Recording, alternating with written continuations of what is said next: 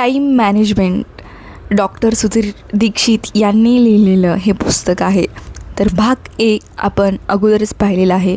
जर तुम्ही भाग 1 ऐकला नसेल तर जाऊन ऐका. या भागामध्ये आपण भाग 2 पाहणार आहोत. चला तर मग सुरू करूया. वेळेच्या सर्वश्रेष्ठ 30 सिद्धांतापैकी भाग 2 आपण पाहणार आहोत. वेळाच्या सर्वश्रेष्ठ उपयोगाचा दुसरा सिद्धांत, आर्थिक ध्येय ठरवा.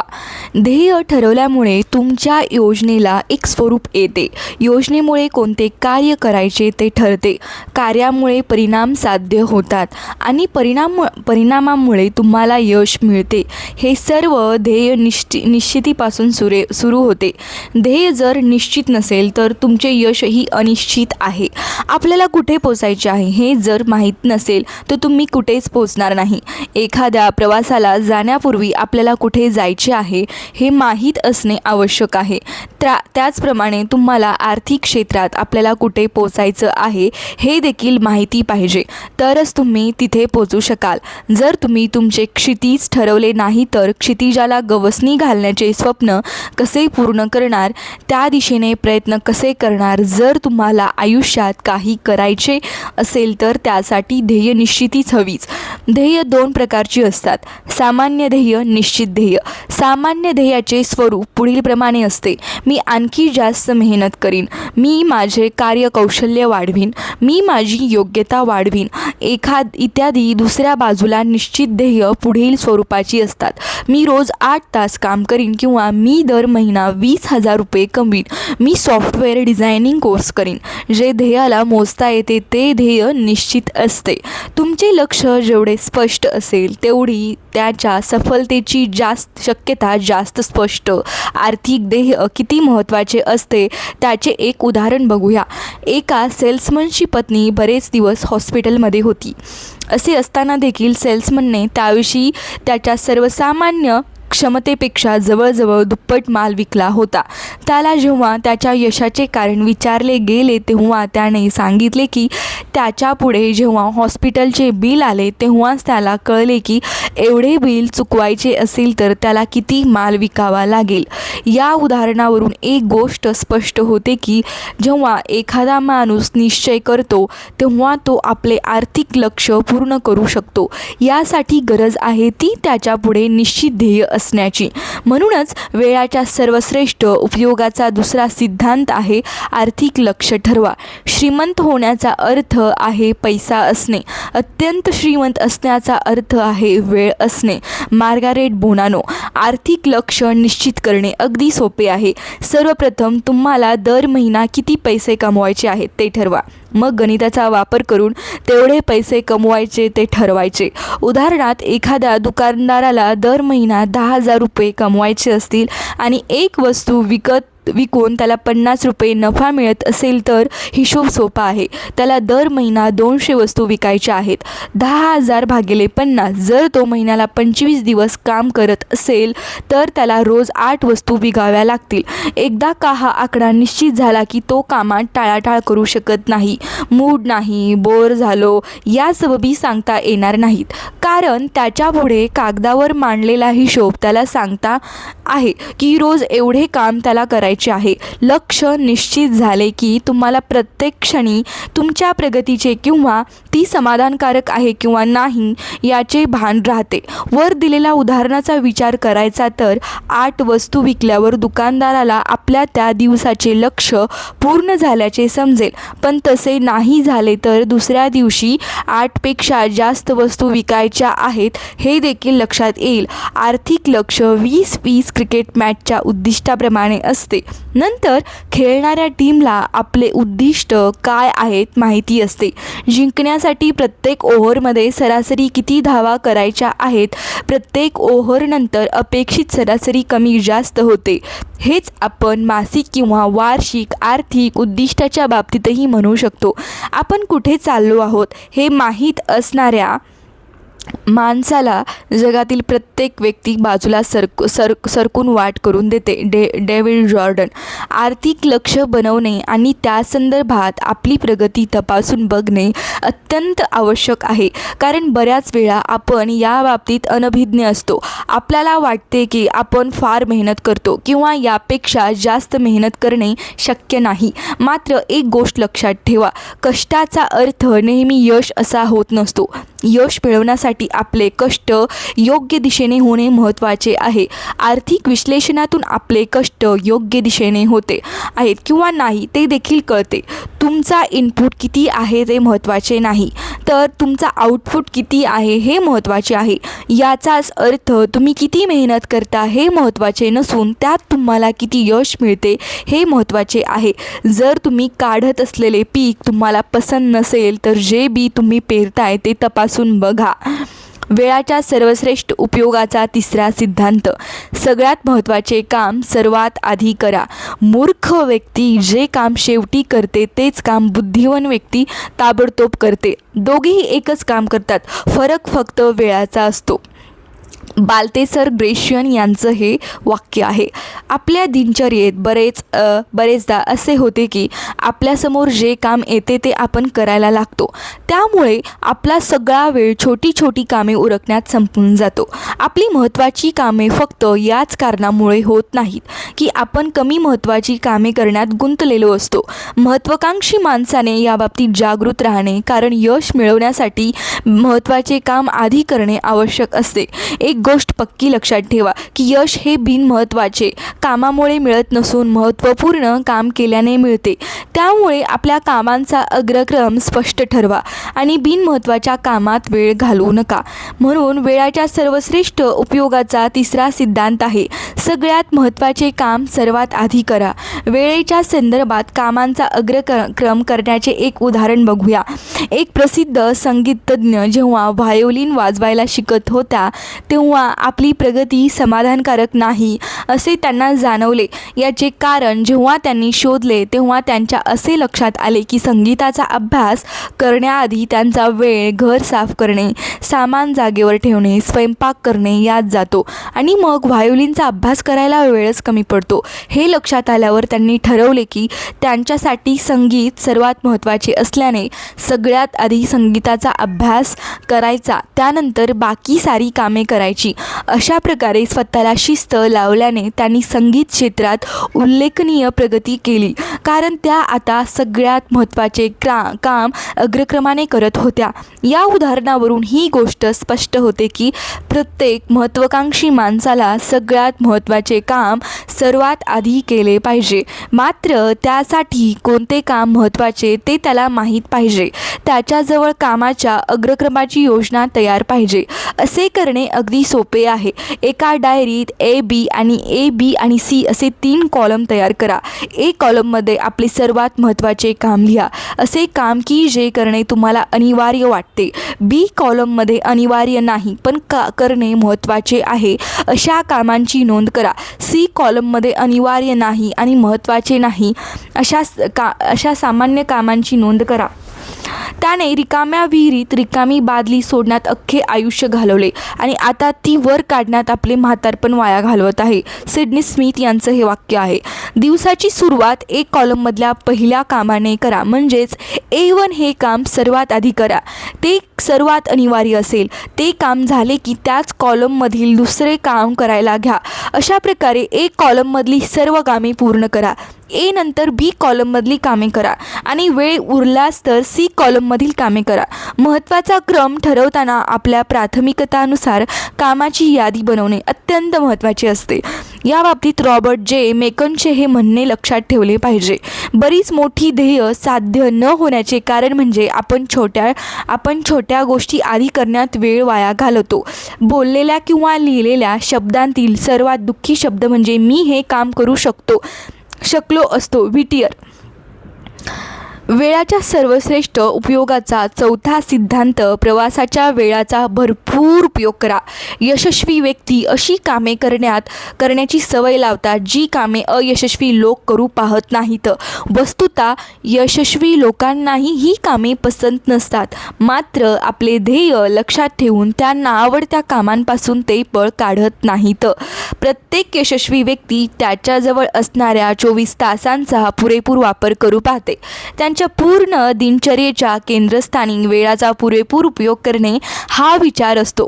माईक मर्डॉक यांनी म्हटले आहे, तुमच्या भविष्याचे रहस्य तुमच्या दिनचर्येत लपलेले आहे. प्रवास हा तुमच्या दिनचर्येचा एक महत्त्वाचा भाग आहे. आज प्रत्येक व्यक्तीला प्रवास करावाच लागतो. त्यांना बराचसा वेळ जातो. फरक असा आहे की जेव्हा सामान्य माणूस प्रवास करताना हातावर हात ठेवून बसतो, त्यावेळी यशस्वी माणूस आपल्या बहुमूल्य वेळाचा जास्तीत जास्त उपयोग करत असतो. म्हणून वेळाच्या सर्वश्रेष्ठ उपयोगाचा चौथा सिद्धांत आहे, प्रवासाच्या वेळाचा जास्तीत जास्त उपयोग करा. महात्मा गांधी प्रवासात झोप काढून घेत असत, जेणेकरून उठल्यावर ते ताजेतवाने राहतील.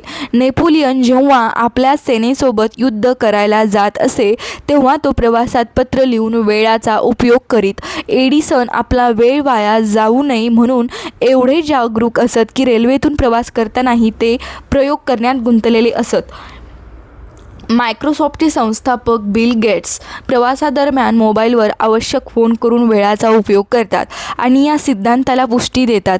बिल गेट्सनी तर त्यांच्या गॅरेजमध्ये आफ्रिकेचा नकाशा टांगला होता, जेणेकरून गाडीचे इग्निशन बंद करता किमती सेकंदही वाया जाऊ नये, उलट नकाशा वाचण्यात त्यांचा उपयोग व्हावा. वेळाच्या बाबतीत सगळे यशस्वी लोक जागरूक असतात, कारण वेळात खूप सामर्थ्य आहे आणि त्याचा सदुपयोग केला तर यशाची संभावना नक्कीच आहे, हे त्यांनी ओळखलेले असते. आम्ही प्रवासाच्या वेळाचा फायदा करून घेऊ शकतो. नोकरदार माणसाचा घर ते ऑफिस या प्रवासादरम्यान बराच वेळ जातो, तर सेल्समन लोक तर त्याहीपेक्षा अधिक वेळ प्रवासात घालवतात. आपल्याला ही गोष्ट लक्षात घेतली पाहिजे की जर आपण 2.5 तास प्रवासात घालवत असू तर त्याचा अर्थ आपल्या आयुष्याचा 10% भाग प्रवासातच जातो. या वेळात काही मौल्यवान काम करून तुम्ही तो सार्थकी लावू शकता.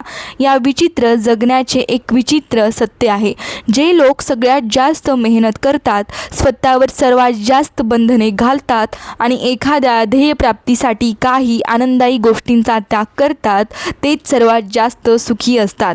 Bruce Hamilton. असं बघा, प्रवासात लोक मोबाईलवर गाणी ऐकत बसतात किंवा वर्तमानपत्र वाचत गप्पा मारत वेळ घालवतात, मात्र या वेळात प्रेरणादायी पुस्तके वाचत, शैक्षणिक ध्वनिफिती ऐकून किंवा तत्सम काही काम केल्याने ध्येयपूर्तीकडे ते अधिक वेगाने जाऊ शकतात, हे त्यांना कळत नाही. अभ्यास दर्शवतात की विक्रेत्यांच्या कामातील 45% वेळ हा प्रवास करण्यात जातो. उघडच आहे, जो सेल्समन प्रवासादरम्यानच्या या वेळाचा सदुपयोग करू शकतो, तो त्याच्या इतर साथीदारांपेक्षा तुलनेने अधिक यशस्वी होतो. वाट बघायला आपल्यापैकी कोणालाच आवडत नाही, मात्र कधीकधी आपला नाईलाज असतो. बस, ट्रेन किंवा कोणातरी व्यक्तीची वाट बघायची वेळ आपल्यावर येते. यासाठी आपल्याकडे अशा काही किरकोळ गोष्टींची यादी तयार असावी, ज्या आपण वाट पाहण्याच्या वेळात उरकू शकतो. आपल्या ब्रीफकेसमध्ये जर अशी छोटी छोटी कामे तयार असतील तर वाट बघणं त्रासदायक होणार नाही आणि त्याचवेळी कामेही होतील. जर तुम्हाला वेळाचे मोल नसेल तर तुमचा जन्म प्रसिद्धीसाठी झालेला नाही.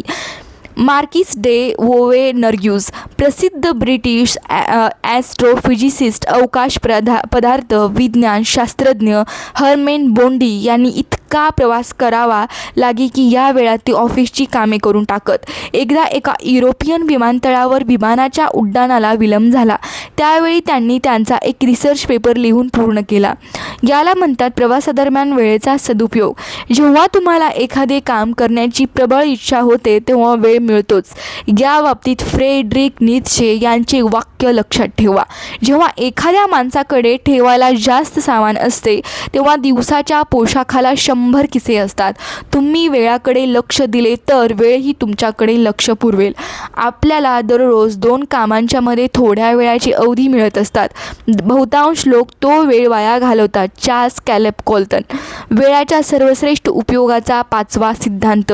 इतरांवर कामे सोपवा. डेलिगेशन.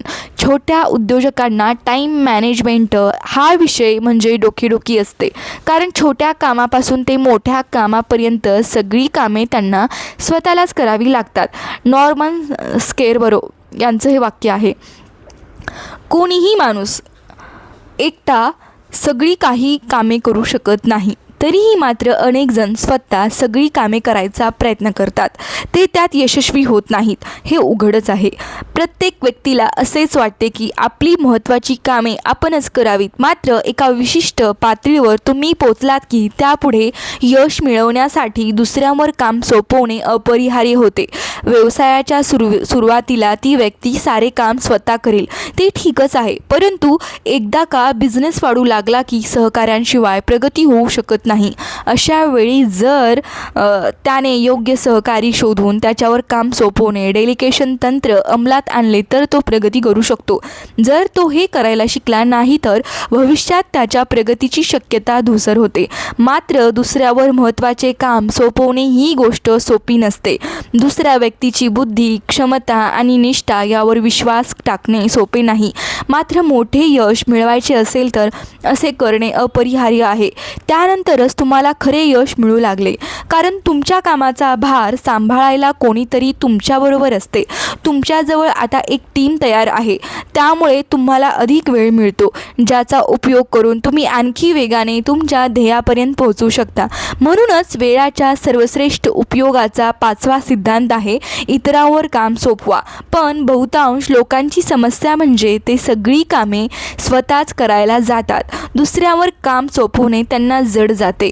त्यांना वाटते यांच्यापेक्षा मीच हे काम चांगल्या प्रकारे करू शकतो किंवा त्यांच्यापेक्षा मी हे काम झटकन पूर्ण करू शकतो.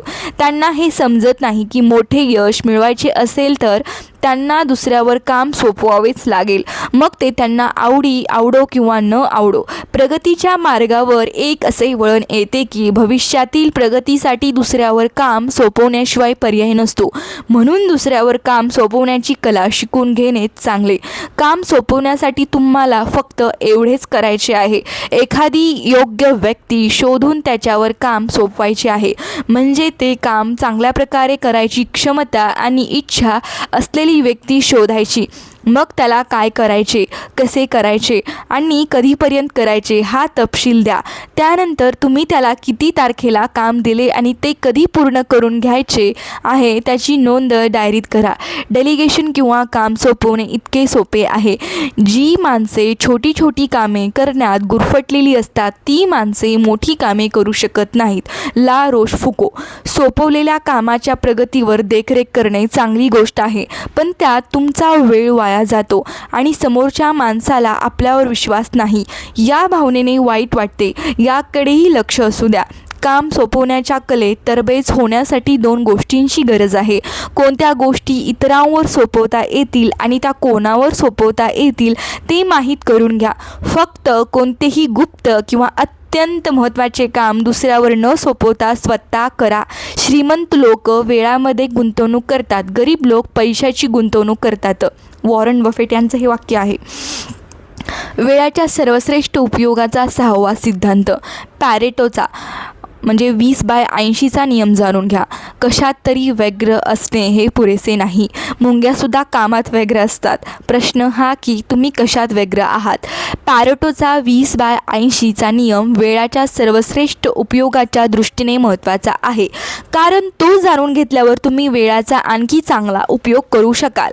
पॅरेटोचे असे म्हणणे आहे की तुमच्या कामाचा 20% अग्रक्रम तुम्हाला 80% परिणाम देऊ शकेल. तुम्ही फक्त 20% अग्रक्रमात तुमचा वेळ, ऊर्जा, पैसे आणि कर्मचारी यांचा समावेश करा. म्हणजेच आपला 80% वेळ केवळ 20% परिणाम साधण्यात वाया जातो. जर आपल्याला आपल्या वेळाचा सर्वश्रेष्ठ उपयोग करायचा असेल तर आपण त्या 20% सार्थकी लागणाऱ्या वेळाचा शोध घेतला पाहिजे.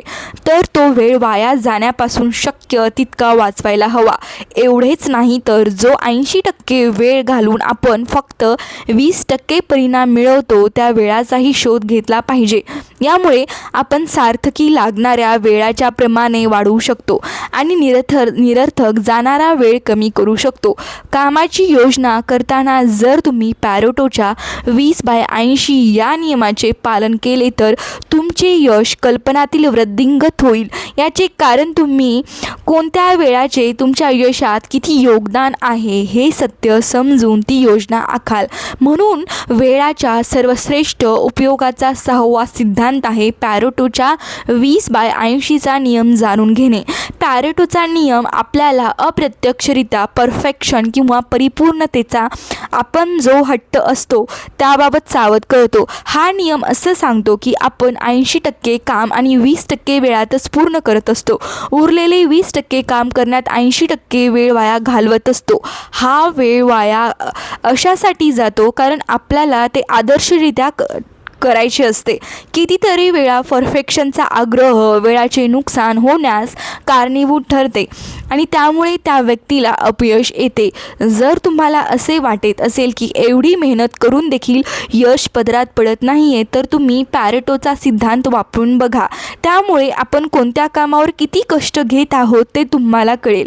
असं पहा, जीवनात तुम्ही किती मेहनत करता हे महत्त्वाचे नसून ती मेहनत किती हुशारीने आणि चातुर्याने करतात ते महत्त्वाचे असते. यश मिळवण्यासाठी हे जाणून घेणे अत्यंत महत्त्वाचे आहे की तुम्ही तुमच्या लक्ष्य प्राप्तीसाठी किती वेळ वाया घालवत आहात आणि छोट्या छोट्या कामात किती वेळ वाया घालवत आहात. बऱ्याच वेळा असे होते की आपण आपला वेळ छोट्या छोट्या कामात वाया घालवत असतो. आपल्याला असे वाटत असते की आधी सोपी आणि छोटी कामे आटपून घ्यावीत, मग शांतपणे महत्त्वाच्या मोठ्या कामाकडे वळावे. मात्र नंतर आपल्याला ही त्रासदायक जाणीव होते की मोठ्या आणि महत्त्वाच्या कामांना आपल्याकडे आता वेळच उरला नाही. जर तुम्ही पॅरेटोचा सिद्धांत लक्षात ठेवलात तर असे कधीच होणार नाही. जर तुम्हाला तुमची परिस्थिती बदलायची असेल तर वेगळा विचार करून बघा. नॉर्मन विन्सेंट पील, शास्त्रज्ञांचे ज्ञान अमर्याद आहे आणि शिकवण्याचे विषय अनंत आहेत. मात्र आपल्याकडे वेळ मर्यादित आहे आणि शिकण्याच्या मार्गात अनेक अडचणी आहेत. म्हणूनच शिकण्यासाठी महत्त्वाची गोष्टच निवडा. जसा हंस दुधातील पाणी सोडून फक्त दूधच पितो. चाणक्य. वेळाच्या सर्वश्रेष्ठ उपयोगाचा 7वा सिद्धांत हा आपण भाग 3 मध्ये पाहणार आहोत. जर तुम्हाला या पुस्तकाचा सारांश म्हणण्यापेक्षा शब्दानी शब्द मी वाचलेला आवडत असेल आणि मी जे काही वाचलेलं आहे ते जर तुम्ही तुमच्या जीवनामध्ये उतरवत असेल तर माझ्या जीवनाचं सार्थक झालं मी असे म्हणेनच. मला असं म्हणायचं आहे की आपल्याकडे पुस्तकं वाचण्यासाठी वेळ जरी नसला तरी पुस्तके ऐकण्यासाठी वेळ असतो आणि तुम्ही भाग 1, 2, 3 असं हळूहळू ऐकू शकता. प्रत्येक भाग हा 20 ते 25 मिनिटामध्येच मी रेकॉर्ड केलेला आहे. कारण की म्हणजे कोणाकोणाकडे अर्धा 1 तास असा वेळ नसतो. खूप लोकांकडे असतो तर ते जाऊन भाग 1, 2, 3 सलगरित्या ऐकू शकतात आणि या पुस्तकातले विचार जे आहेत ते स्वतःच्या जीवनामध्ये उतरवू शकतात. सो मला असं म्हणायचं आहे जर तुम्हाला मी वाचलेलं आवडत असेल आणि तुम्हाला याच्यानंतर कोणतं पुस्तक ऐकण्यासाठी आवडेल हे कमेंट सेक्शनमध्ये नक्की सांगा आणि चॅनलला लाईक, सबस्क्राईब आणि शेअर करण्यासाठी विसरू नका. भेटूया भाग 3 मध्ये. तोपर्यंत बाय.